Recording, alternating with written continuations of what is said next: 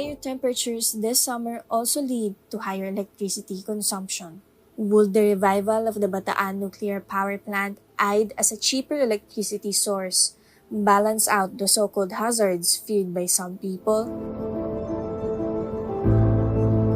I'm Almira Martinez, a multimedia reporter from BusinessWorld.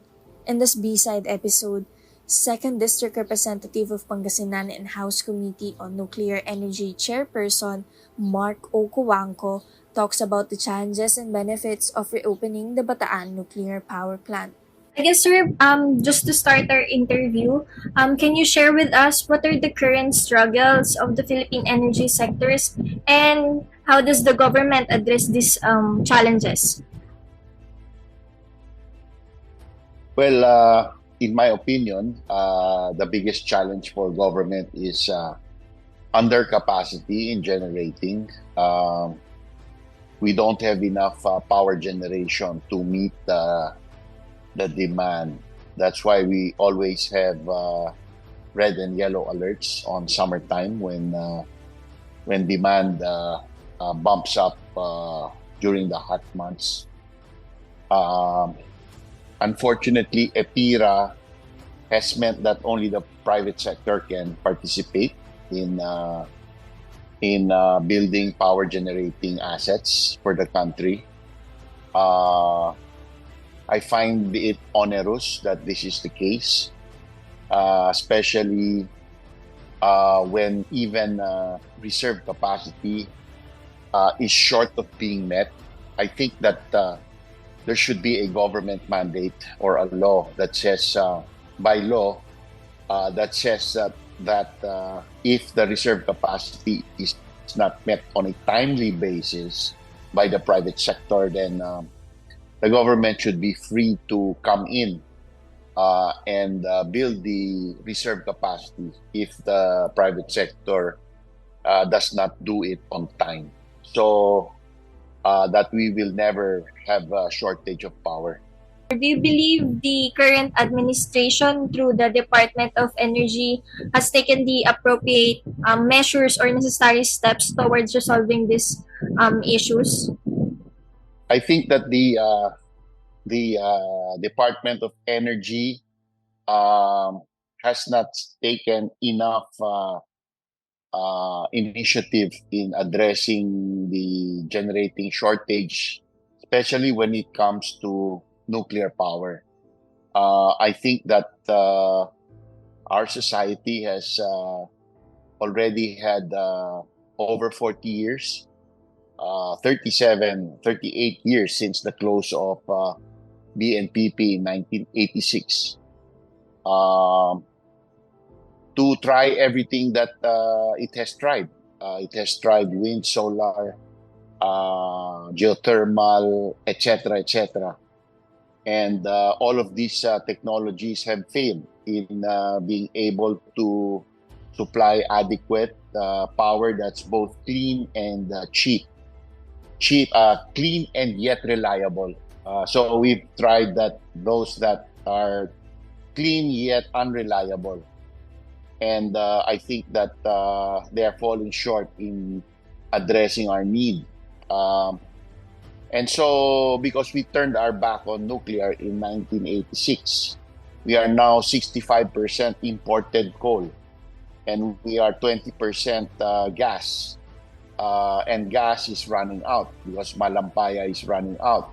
And so even gas will become imported LNG very soon.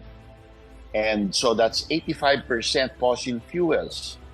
And we have a total generating capacity today of 22,000 megawatts. We have 120 million people.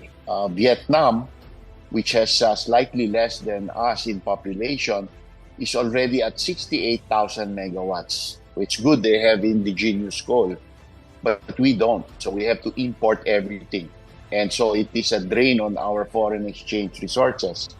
And so if we can avoid importing fossil fuels to generate our electricity, then we can save a lot of our hard-earned foreign exchange that we need to send families abroad to earn it for us, and then we just burn it as fuel instead of using it as an important resource to build our country, our economy, our infrastructure. And so nuclear addresses this because a nuclear plant, say the size of Bataan, a coal plant, say the size of Bataan, which needs between 500 to $700 million a year in imported coal. If it's nuclear, it only needs $20 million. So there's a huge savings that, and this is what people don't realize. This is what our economists seem to fail to realize. That this is the biggest reason for us to go nuclear, the foreign exchange savings. Since you already mentioned the nuclear power plant, sir, aside from the savings, what are the other primary benefits that you foresee in having a nuclear power plant in the Philippines energy sector? Well, one is has a relation to fossil fuel independence, which equates to energy security, which equates to national security. I mentioned, $500 million worth of coal a year for a BNPP-sized coal plant. That's around 30 or 40 Panamax-size 50,000 tons each na ships. So that's around 3 ships a month. So the fuel is always just in time to meet the demand. If there is a cut in supply, immediately there's outage. On the other hand, a nuclear plant has its 18 months worth of fuel in inventory inside its reactor. It doesn't need any fuel deliveries to continue operating. And in case it did, a single Cebu Pacific 737 can deliver 3 years worth of fuel in one flight, in just one flight.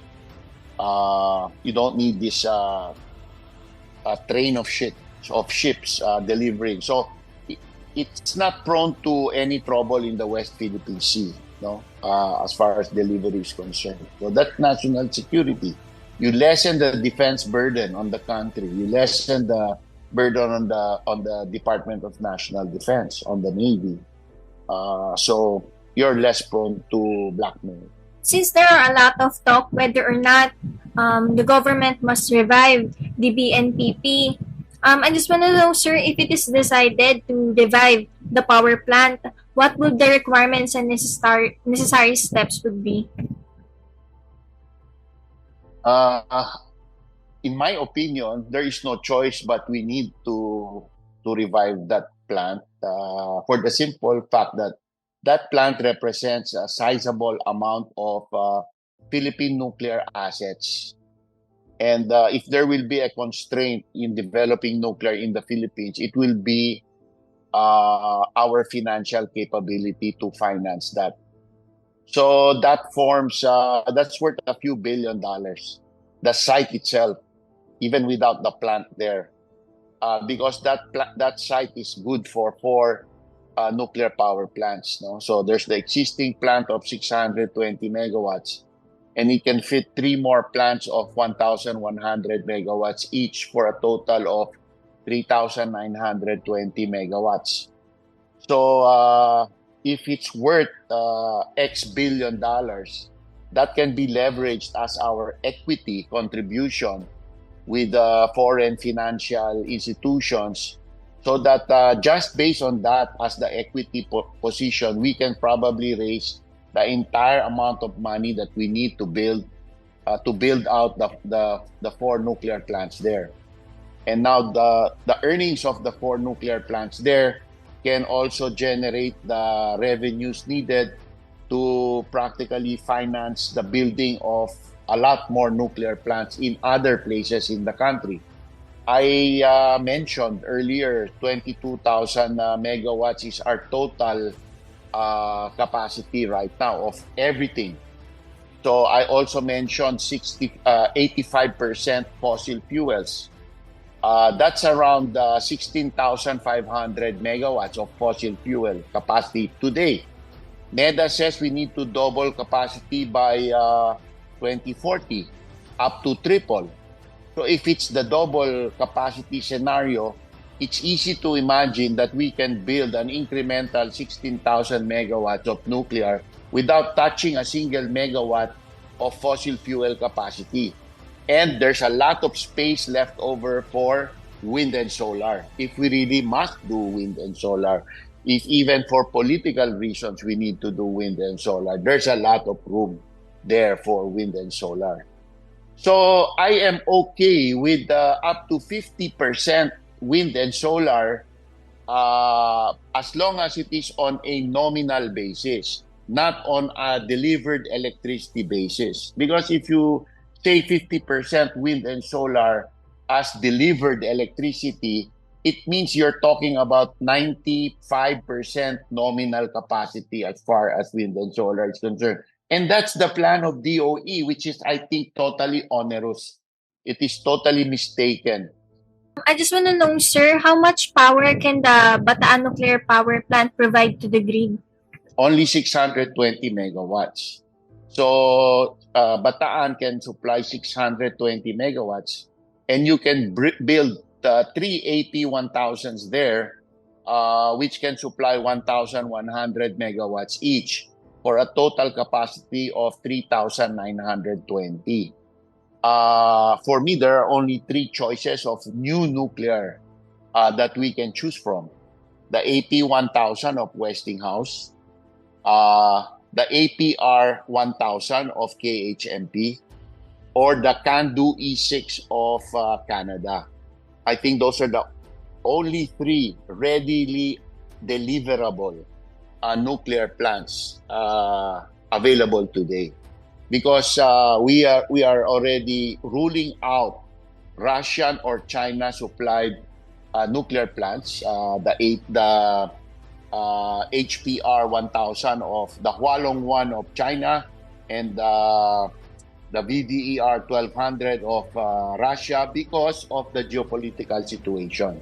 Out of the 19 safety milestones of the International Atomic Energy Agency, sir, how many of those does the BNPP already have?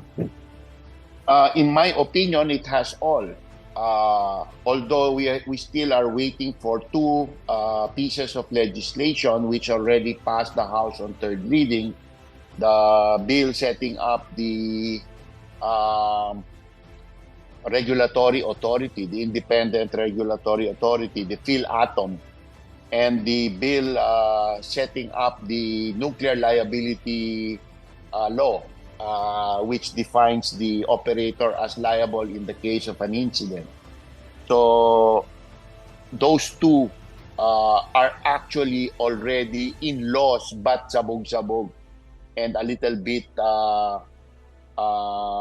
needs updating. Actually, we have everything in place because we already did it before, 40 years ago. No, so they over it's caution, but it's also overacting on the part of DOE to do what they're doing. They are delaying everything. No. If the power plant, sir, will operate again, what happens to the residents and businesses that resides within the 10-mile safe zone? I have a lot of pictures of nuclear plants in other countries which have major populations within the 10-mile zone. The biggest example is Hong Kong. No, in south of Hong Kong there are two huge nuclear power plants of French origin. The biggest power plant you can buy in the world today, 1,650 megawatts each, right? And then northeast of Hong Kong, 30 minutes drive by car, there are 6 nuclear power plants of various models.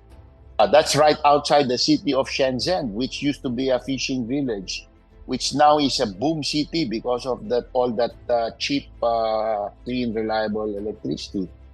So you have 8 nuclear plants surrounded by millions of population in the Hong Kong area. In Toronto, if you go to Toronto, in Ontario, the city of Toronto is just beside a huge nuclear power plant. No? It has been studied to death. There is no fault there at the plant.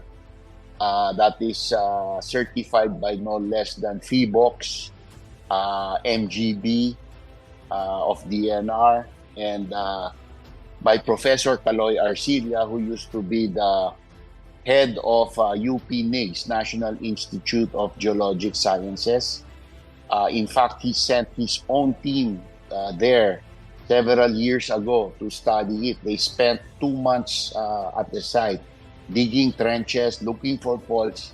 They didn't find any faults there. So I think that na-politicized ang BNPP. BNPP has 3 identical siblings running well today. The best example of which is in Korea, in just outside the Busan city, the Cory 2 nuclear power plant. No? And the other ones are KRSKO in Slovenia and Angra 1 in Brazil. These are award winners for uptime and reliability. You have 53-year-old second-hand nuclear plants that had already closed down in the United States, in the state of Michigan, for example. Nalugian because of frack gas. It was too cheap, yung frack gas, before the Russians invaded Ukraine. Now that all the gas of the United States is going to Germany as LNG to help the German society because naputol yung gas line with Russia, di ba? So sumipa na yung presyo ng gas and kuryente. So now Michigan wants it to run. And the federal government just gave it $1.5 billion to be brought back to life. This is unprecedented in the history of nuclear in the United States. Watts Bar 2 was initiated 6 years prior to our PNPP, was less complete. 60% lang complete. Ang atin is 100% complete. In 2009, they decided to complete it. And in 2016, it became America's newest nuclear power plant. No? The declaration made by this administration in COP28 by John Kerry, no less, who closed down the nuclear funding for research in the early 2000s, the late 90s, said that net zero by 2050 is impossible without nuclear. That the world has to triple nuclear power by 2050. That the rich countries need to provide $9.2 trillion in cheap financing to nuclear new build countries. So the world has reversed. Why is the media in the Philippines so backward and so obsolete, and its narrative is no longer valid? It's no longer relevant. Why has the U.S. been able to, the U.S. media has been able to change its narrative, and yet the Filipino journalists have a problem with changing their narrative? The narrative should be, can the Philippines prosper without nuclear, given the huge drain in foreign exchange by importing fossil fuels, which we cannot get away from with wind and solar, because wind and solar needs LNG as backup. Since you mentioned the question, can the Philippines survive without nuclear energy, sir? I just want to know, are there any alternatives for BNPP if it will not be reopened or operational again?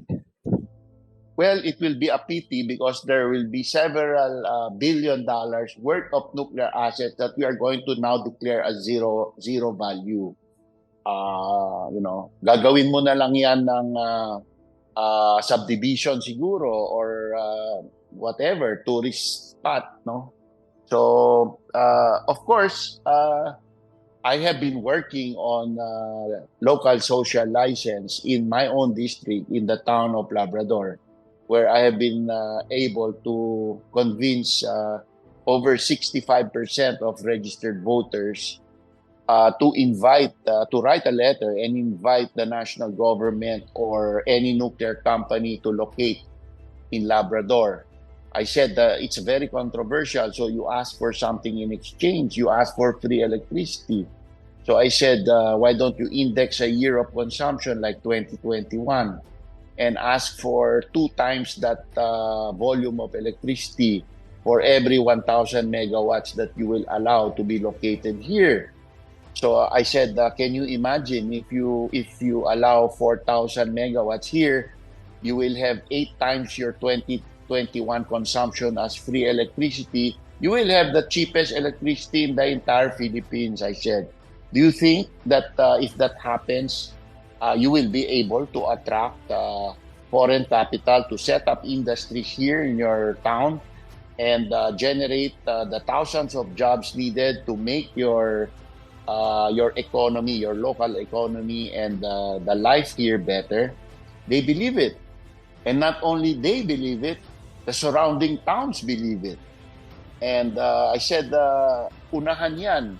Kasi ang Isabela may gusto rin, ang Mindoro may gusto rin, ang Masbate may gusto rin. Local social license is not an impossibility. It's a matter of explaining to the people and showing them what has happened in other countries.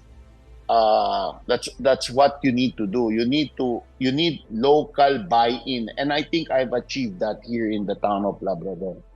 As stated, sir, in the Philippine Nuclear Energy Roadmap, their goal is to have a commercially operational power plant by 2032. Do you think this is still possible? In what they are doing, from what I see they are doing, it is impossible because they have not even identified the kind of nuclear plant they want to buy.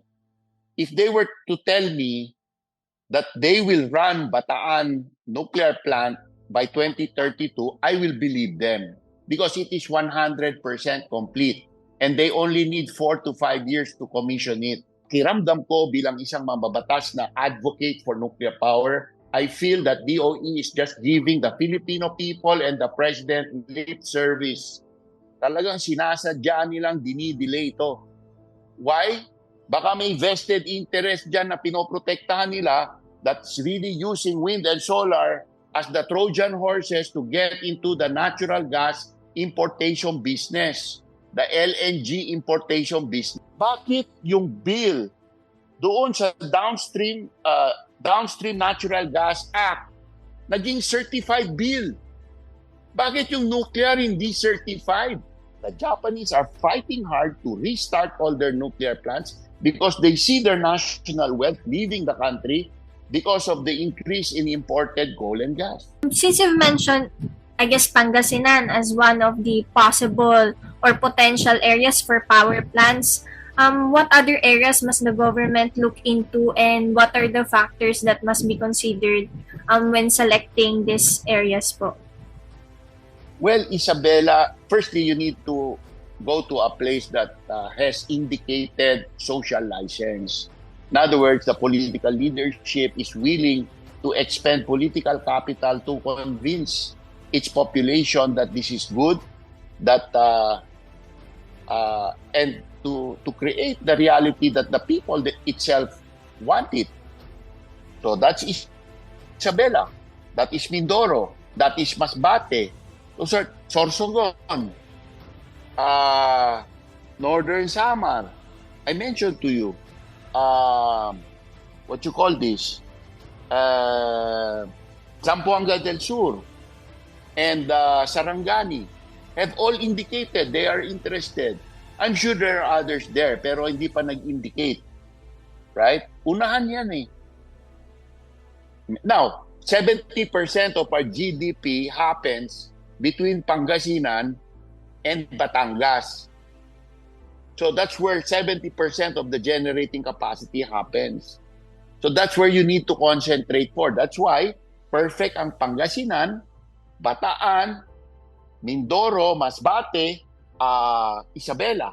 SMR is a marketing gimmick, right? There's nothing different from SMR than the full-size reactors. The available SMRs, that the soonest available SMRs are all water reactors. They're the same as the big reactors. The advanced reactors that are non-water reactors are in the 30s pa. You need to, we will not be allowed to, the law that we wrote will not allow the regulator to grant license to them unless there is 2 years of trouble-free operational experience in the vendor country of origin. So, bakit po namin ginawa yon? Kasi ayaw namin na maging guinea pig tayo. I don't have any more question, Congressman.